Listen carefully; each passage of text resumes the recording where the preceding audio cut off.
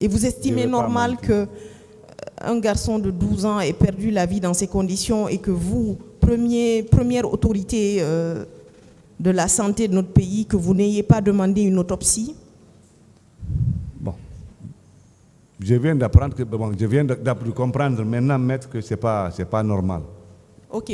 Donc, d'après votre réponse, je vous pose une question. Est-ce que l'État avait l'obligation de faire des autopsies? Bon, j'ai compris maintenant que l'État avait l'obligation. Vous avez parlé ici d'un gamin de 12 ans hier, oui, qui a perdu la vie.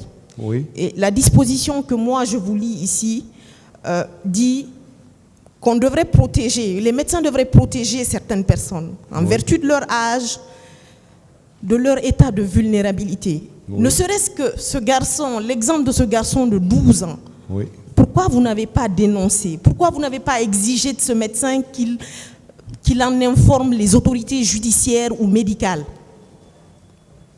Bon, les autorités médicales le gamin était déjà hospitalisé. Donc les autorités médicales étaient informées. Est-ce que cet enfant, est-ce que le corps de cet enfant a été autopsié? Non. Pour quelle raison? Non, mais peut-être parce que nous n'avons pas demandé, peut-être que parce que la famille aussi n'a pas demandé. Et vous estimez normal qu'un garçon de 12 ans ait perdu la vie dans ces conditions et que vous, première autorité de la santé de notre pays, que vous n'ayez pas demandé une autopsie? Bon. Je viens d'apprendre je viens de comprendre maintenant, maître, que ce n'est pas normal. Ok.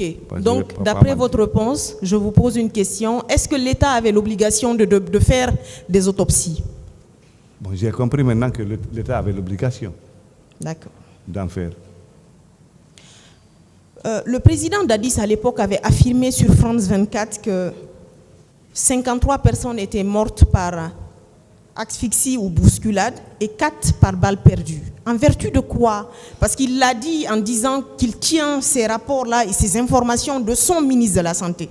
Sur quoi il s'est appuyé pour déterminer la cause de ces décès-là? Ah, maître, franchement, je ne sais pas. Franchement, je ne sais pas.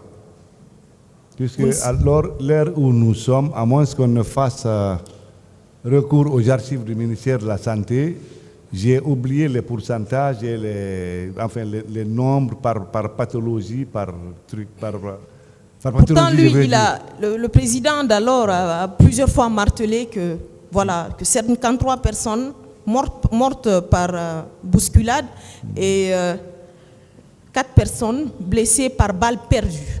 Donc j'estime que ce rapport, il doit y avoir une autopsie qui a été faite sur ces corps-là. Aucune autopsie n'a été faite, maître, je ne vais pas vous mentir.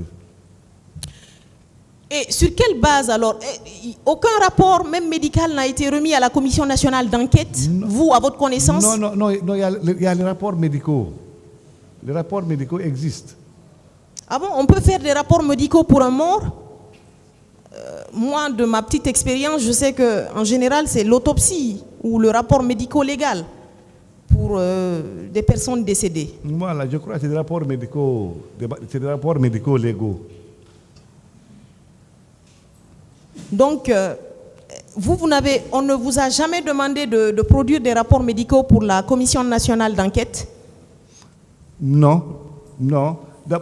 Maître, je n'ai pas rencontré les membres de la Commission nationale d'enquête, ni ceux de la Commission internationale d'enquête. D'accord. Je ne sais pas pourquoi, peut-être ils ont occulté mon service, parce que ce n'est pas le docteur Diaby qu'ils ont occulté. D'accord. Docteur, monsieur le ministre, vous êtes venu ce jour-là à Donka, c'était une situation d'urgence. Est-ce que vous avez eu des informations précises sur le mode d'acheminement des corps? Étaient-ce des militaires? Étaient-ce des ambulances? Ou étaient-ce des personnes qui sont venues déposer les corps à Donka? Non, mais, maître, je n'ai pas eu ces précisions. D'abord, je n'ai pas pris du temps à Donka. Je n'ai pas pris du temps à Donka parce qu'il était question d'aller chercher ces clés et le docteur Abdourahman qui détient les clés. Donc il y avait cette urgence. Donc, je n'ai pas retardé à Donka, c'est que je n'ai pas pu demander. Mais cela n'a jamais figuré dans les rapports que vous déteniez, parce que vous avez plusieurs fois martelé ici que les techniciens travaillaient et qu'on vous remontait les informations à la seconde près. Vous n'avez jamais eu, ces informations n'ont pas filtré dans les rapports que vous receviez, vu que vous ne pouviez pas être partout à la fois. Mais au moins, vous pouviez avoir certaines informations. Oui, maître, mais les rapports que ces médecins fournissaient, c'était des rapports purement techniques, c'était sur le plan médical, pas sur le plan de la logistique. Mais vous savez, ça va au-delà du plan de la logistique.